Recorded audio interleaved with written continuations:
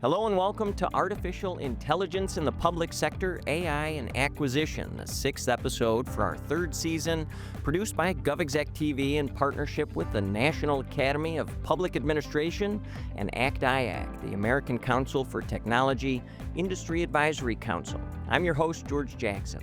AI could transform the way citizens interact with their government and the way agencies deliver services to citizens. The General Services Administration plays a leading role in both as a lighthouse account and AI application and as government's lead arm for AI acquisition. How far will the FAR need to go to get us there? To answer those questions, I have Larry Allen, Associate Administrator for Governmentwide Policy and Chief Acquisition Officer at the GSA. Sir, welcome. Thank you, George. It's a pleasure to be here. So, Larry, I've known you for a long time, back producing Government Matters TV program here at the local ABC affiliate in Washington, D.C. You have a rich history in the roots of government contracting, decades of experience, successful advisory firm. You've been really instrumental in nonprofit organizations that lead contracting for the government. Why come back in? Why take on such a big, challenging position? George, that's a great question. And really, the thing that drew me into government service right now is the ability to reform the acquisition system. I really think that we now have a unique opportunity in government to streamline acquisition. You know, the government spends $750 billion a year through government contracts. And the ability to lower the overhead, to streamline acquisition, to make sure that we are doing things like getting the warfighter what he or she needs in the battlefield in a more timely way. And not only getting them what they need, but getting them what the anticipated need is. What is it that they're going to need next? So, a lot of people look at government acquisition and they think, well, pens, pencils, office furniture, things like that. But there are also some things that the government does that are really mission critical. And as you said, I've been in this world for a long time now. And back in the mid to late 1990s, we had an opportunity to really reform government acquisition then, and it was an exciting thing to do. And it was great to be part of it, and we were really successful. And of course, over the years since then, more and more rules have started to come back. There are more people who have forgot what we did. We have a whole new group of people in now because, it's a new generation of practitioners. Seldom do you get a chance to work on acquisition reform twice in one career. And so I really feel like I have a unique opportunity to make an impact here. You've been busy. The administration has been busy. A flurry of executive orders, memos, strategic pushes for the organization. I want to hit as many as we can in the time that we have. Let's start with OneGov. Talk about that strategy and big picture, how you hope to help drive it. George, OneGov is a GSA's initiative to do enterprise license software for common use software. And if I've been in this business for any amount of time, you know that this certainly isn't the first time that we've tried to do this, whether it's GSA, whether it's the Department of Defense, whether it's OMB taking the lead on things, on enterprise level agreements. Some of them have been successful. Some of them have not been as successful as they could have been. But I think this initiative now is different because it's not so much that we are dragging the companies into government and saying, please do this. We're actually now starting to have the companies come to us and say, hey, here's how we can be a better partner to you. And I think part of that is reducing the number of rules that those companies have to manage when they're doing business directly with the government. So our federal acquisition rewrite certainly plays into this. But I think also it's a desire and an understanding that we have a leadership team in place now that is serious about lowering costs, but also improving results for government customers. So you're already seen that GSA has negotiated enterprise level deals with companies like Oracle and some of the larger software companies, that's only going to continue. And the real question then becomes, once we get those in place, how do we drive that usage in the customer agencies? There's always been a tendency to say, well, I really like 99% of what you just did, but there's that 1%, so I've got to kind of go do my own thing. Well, no, the reason we put this in place is so that everybody can do it, and you're going to get unbelievable pricing, you're going to get an unbelievable level of service commitment, and you should be using those enterprise agreements first before you even think about going anywhere else, because this is going to save you money and the taxpayer money, and it really will get you where you want to go. So the first phase is the one we're in now, where we're putting all of the enterprise level agreements into place. The second phase is going to be making sure that we drive that usage.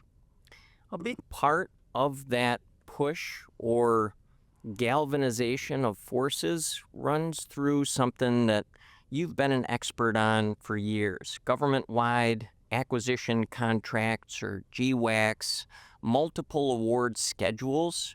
Big picture, I'd love some insight there too, Larry, on the direction the administration is going. A lot of that strength is going to be housed in GSA going forward. What's the future of GWACs look like?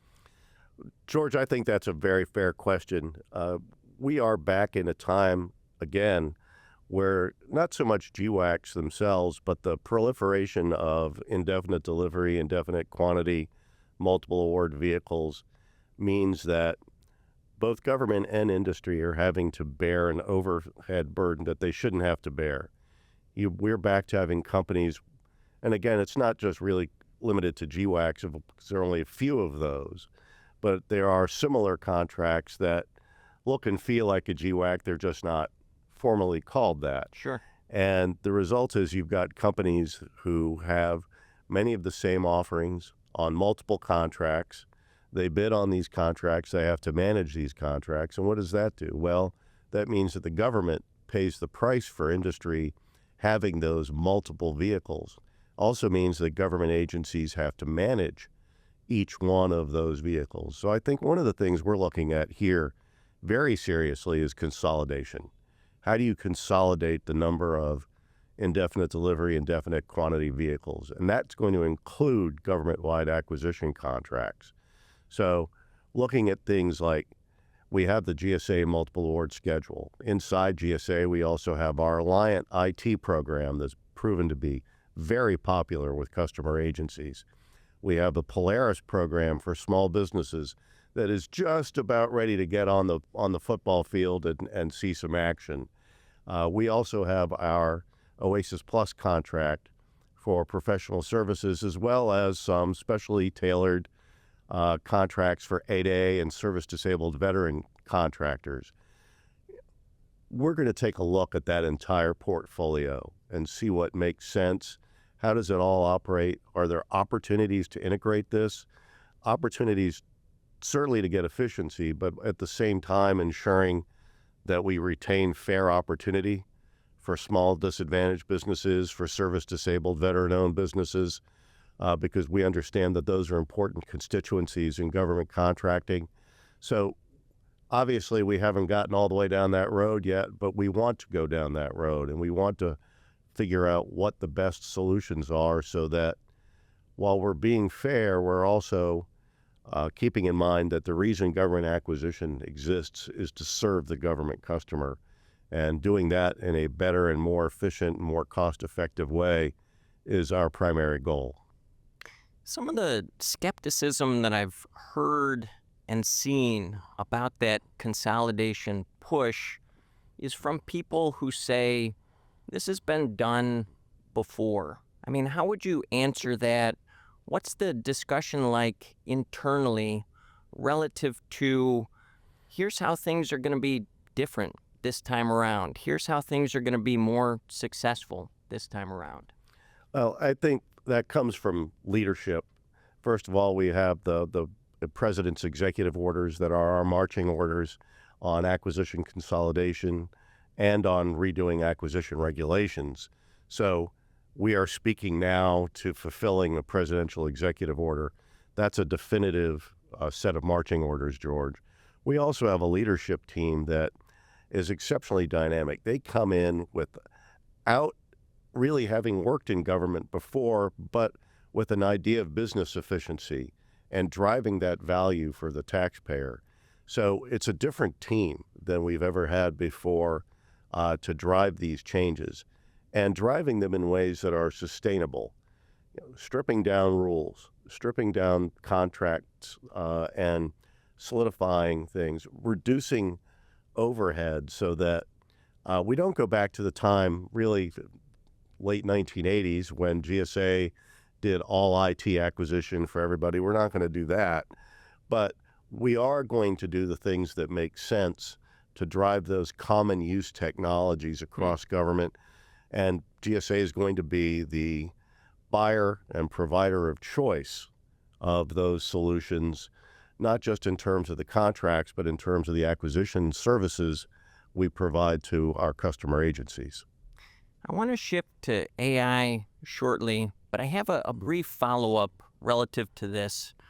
If I'm a member of the reseller community and I want to do great things for the administration and work very closely with GSA, what moves should I be making right now, adjustments to my business, so that it aligns with what you're trying to build? George, right in your question is the word alignment, which is a word that I've heard more in the last 3 months than I think in the past 3 years. But it really is indicative of what resellers or any government contractor needs to do. They need to make sure that their services and solutions and products are aligned with the administration's priorities. That's really been a clear message that's been sent from not just GSA, but from the White House and the Office of Management and Budget. Similarly, if you're a reseller in particular, you've got to take off and hone your value statement. The government wants to do business with good business partners. And if you've got a group of leaders who aren't so familiar with how that works in government, you want to make sure that you're telling your story. What's your value? Don't assume that today's senior agency officials, whether at GSA or other agencies, know all about your business. Why would they if you haven't gone and told them about what it is you do and how you do it? No one tells your message as well as you do. And if it's been a while since you've told that message, and it's been a while since you've honed your value statement, now's the time to take some time. Make sure that that's as sharp as you want it to be. Make sure that it's as tuned into what this administration has on its mind, so that you in turn can be a more successful business partner. This administration certainly has artificial intelligence on its mind, and I'd like to lean into the role you see that playing in the acquisition process itself. Great promise to streamline, to make those acquisitions much more efficient. How is it starting to plug in? How is it going to plug in long term, Larry? George, AI is going to be, it already is in government, but it's going to get much, much bigger.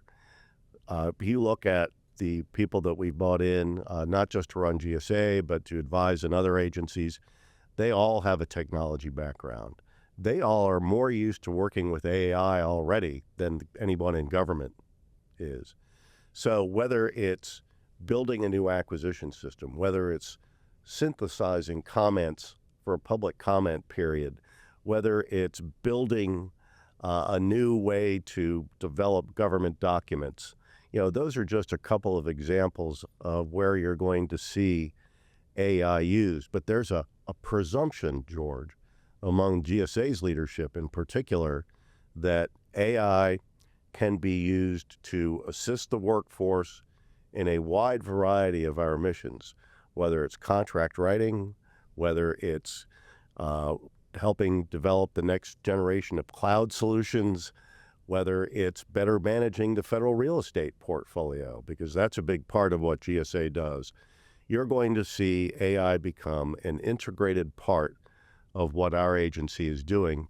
And you've already started to see that, in fact, because we have GSAI, our homegrown GSA artificial intelligence solution that's being deployed in several parts of the agency right now. It's being used in the Federal Acquisition Service. It's being used in the Public Building Service. We've been encouraged to use it in our office. So I think you're going to see AI become embedded in practically every aspect of government operations. Is that essentially like a digital assistant style tool? What is GSAI? GSAI is kind of a chatbot on steroids. You can feed, I've actually seen it work. It's pretty neat. You feed the AI system prompts, like, I'd like to understand what all of the statutory requirements are for government procurement. Can you identify which laws are associated with it? And they'll come right back with a list of laws that impact government acquisition, which makes our market research much easier, particularly when you're rewriting the entire acquisition regulations. Having to go through and research every little line item to see what statute it goes to, AI can assist with that. And again, that's just one example. I know we're also talking about how we can use it to make our contracts better, how we can put out better statements of work. GSA AI can help with that. And it can also help with evaluating some of the offers. Now, of course, we're not going to get contracting officers out of the loop. We're still going to have contracting officers making decisions about how the government's money is spent. But we've got a lot of ways that AI can assist in that process. And that's another role that GSA will play. For a lot of agencies, they look to humanize those chatbots. If you're looking for a name, maybe you should just call it the Larry Allen. I shudder to think what a Larry Allen chatbox might opine on, George, but maybe we'll name it after our acting administrator, Stephen Ahikian. That's probably better. It might be tougher to say, but we'll table that for the time being. Larry, what about the way government purchases artificial intelligence? I mean, what needs to change there? Is there like a new schedule that needs to be built? What's the future of purchasing AI? George, I think we're going to see AI acquisition really evolve over time. We're not totally at a place yet where this is a commodity. The AI solutions are being homegrown by both for-profit and nonprofit companies. And even though there are some similarities with existing acquisition methods, we're still forming up the boundaries for how we can best acquire AI. Right now, it's not too terribly different from things like cloud services because you can buy a subscription to AI that'll give you, soup to nuts, whatever you decide the scope of work needs to be in there. And you pay a monthly fee for that, or you can buy it via tokens, which is kind of the provide seat, whatever, per activity. I want to do this today with AI, so I use my token to do that, play that one AI game in the arcade, if you will. Those aren't new. Those ways of buying aren't new. You have that in government today. What is going to be key for contracting officers and others is how to identify price reasonableness. How do we get to the point where we're making sure that the government is paying fair and reasonable competitive pricing for AI solutions? That's not necessarily the easiest thing whether the government or commercial markets are talking AI implementation is still very much in the developmental phase. I think that's really what we're going to continue to see evolve in terms of AI acquisition. The more mature the market gets, the better we're going to be able to streamline our price reasonableness identification. But right now, that's going to be a little tricky, and we want to make sure we've got the right oversight and sets of tools to do that correctly. I'm going to make a comparison to cybersecurity here, Larry. I promise I'm going somewhere with this, but the whole idea of bolt-on cybersecurity just doesn't work anymore. And as I look to the FAR, the Federal Acquisition Regulation, there's been a lot of bolt-ons over the years. And one key focus for the Trump administration is streamlining all of that stuff. An executive order came out a couple weeks ago looking at the FAR. How is your office involved in that? What are you helping to drive relative to federal acquisition regulations? George, our office is extremely involved in that. In the Office of Governmentwide Policy at GSA, we are playing a substantial role in assisting the Office of Management and Budget in this process. Our office is taking the lead on a number of non-defense parts of the federal acquisition regulation, as you might imagine, where we are being assisted by NASA. That's also focusing a lot on the science and technology part of the acquisition rules. So if it's not a major weapons systems issue, if it's not a science and technology issue, those parts of the FAR are being rewritten in our office. And in particular with cybersecurity, as you may know, even before this administration, there was a movement underway to consolidate all the IT rules in the FAR under a new Chapter 40. And that's going to accelerate during this FAR rewrite process. It's all of the things that contractors and government acquisition professionals need to know about IT and cyber security acquisition rules are going to be in its own FAR chapter. So suitable for reading. Whether or not the authors will feel free to autograph, I don't know. You'll have to ask them. We've talked thus far a lot about your chief acquisition officer role, but I want to lean into that other hat for government-wide policy. I'll note rich history in government reform. Not that it's like fallen out of view, but new initiatives like 18F, Presidential Innovation Fellows, Technology Transformation Services in recent years have maybe supplanted that aspect of things a little bit. Talk about what OGP is going to be keenly focused on in the next 12 months, 18 months. Well, George, in addition to our acquisition roles, we have been actively working on reforming what used to be known as the federal property management regulations. And that's still, I think, a fair way to identify those, because if you say we're reforming the federal management regulations, what does that mean? Well, here it means that we're reforming the government's property management rules. As you know, reducing the government's real estate footprint is a major initiative of this administration. We're working very closely with our partners in the Public Building Service to make sure they have the tools they need to make sure that the policies on how you manage government buildings are up to date. So we've initiated a complete rewrite of the federal property management rules to update them. They probably haven't been updated in at least 30 years. They need to be updated to match today's reality. How the government manages its space is different now than how it managed it even a few years ago. Are we going to have more leased space? What about owned space? And this is not only a discussion inside GSA, it's a discussion we're going to have with the Office of Management and Budget to see how they want to direct us in best uses of property management. So I have an office that has been working very, very hard on that part of it. Related to that is federal travel rules. Federal government agencies travel millions of miles a year in support of their missions, just outside of DOD even.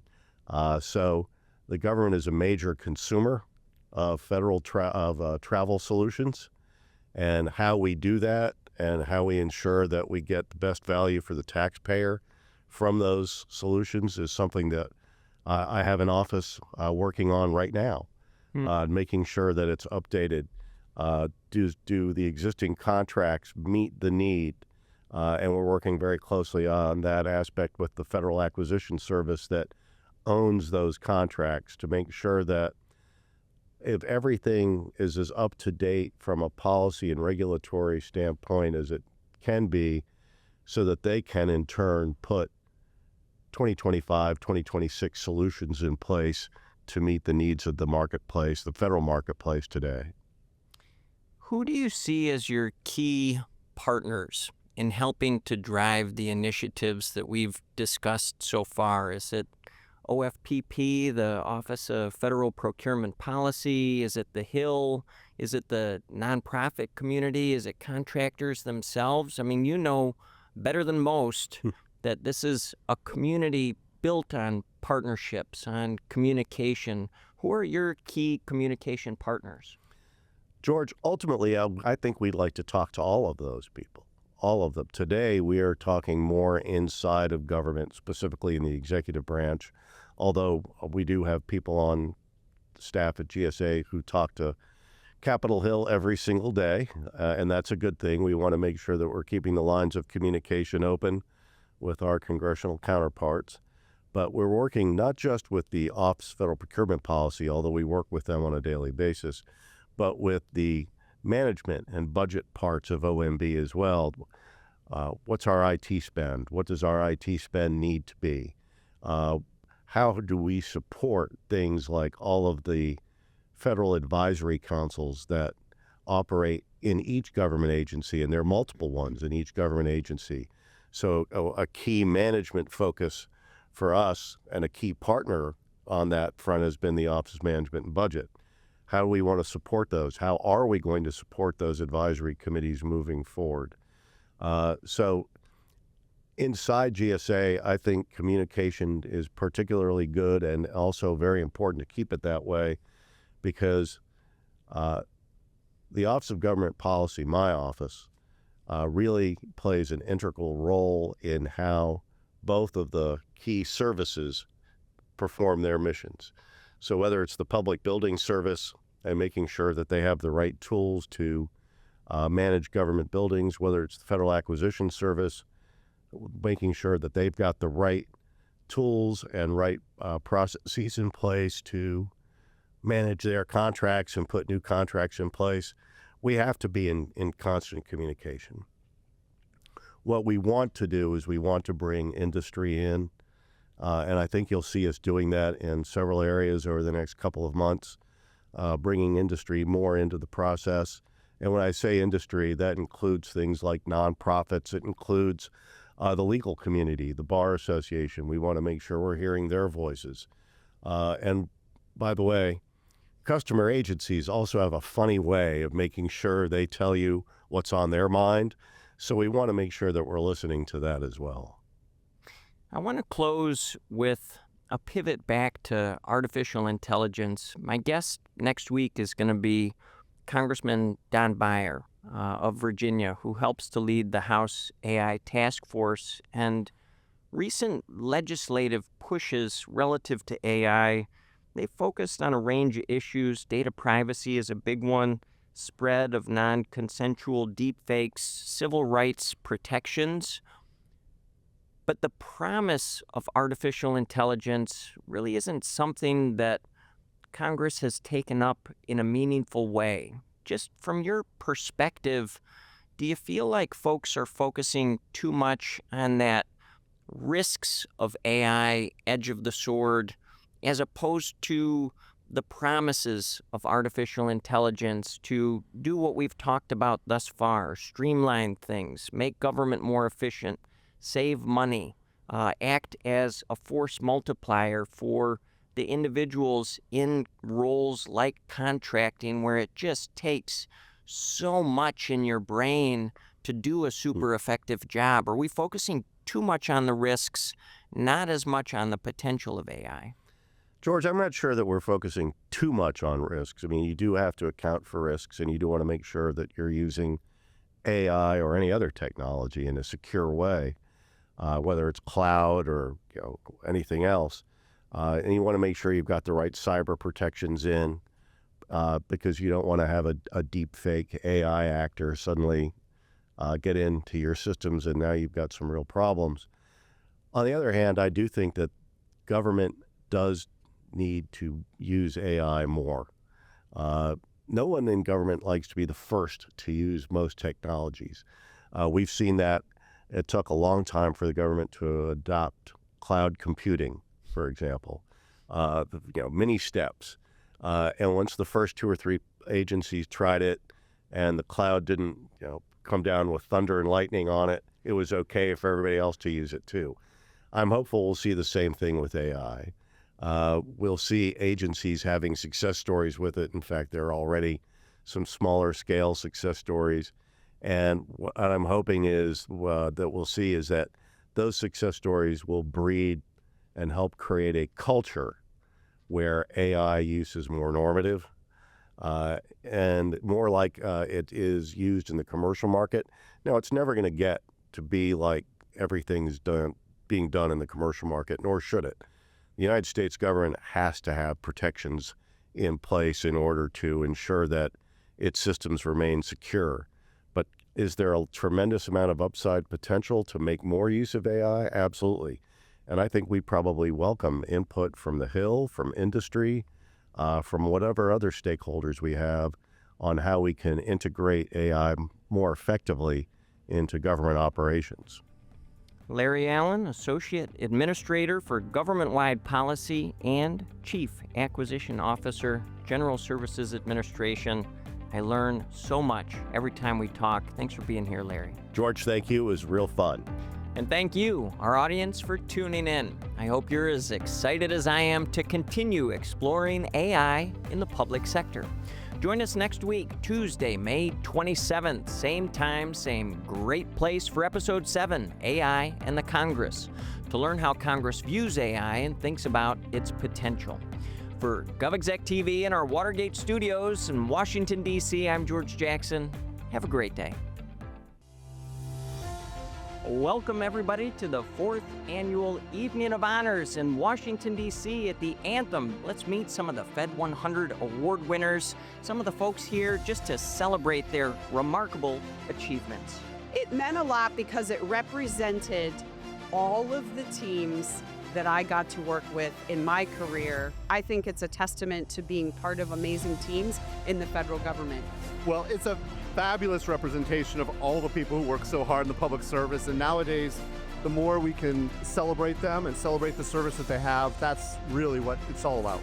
It's a disruptive time, and I can't think of a better time than right now to acknowledge the enormous contributions that are made by those in the government management community, both in government and those who support government. Who am I here with, and what do you do? I'm Mike McGinley, and I'm the director of DoD's Gig Eagle Agile Talent Ecosystem. If you can benefit national security, how can you support your government? And we're using artificial intelligence to make those matches, so it's pretty cool stuff. When you think of the power of our civil servants, what our government does in life of service, to be honored in support of that is truly a humbling experience. This is the event of the year for us. This is the Oscar of government officials that have made major historic contributions. We just love being here. GovExec's Evening of Honors will be back, and better than ever, at the Anthem on April 30th, 2026. Secure your sponsorship today. Contact solutions@govexec.com.